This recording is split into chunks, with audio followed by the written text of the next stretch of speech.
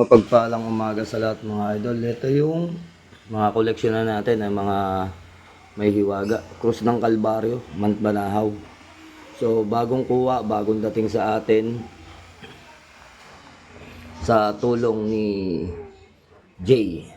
So ito naman ay ang krus ng Nazareno. So ayan, may repair na.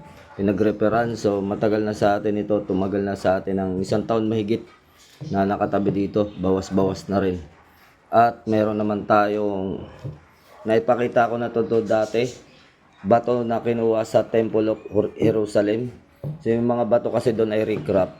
So yung pinagpalitan sa Temple of Jerusalem, ito siya.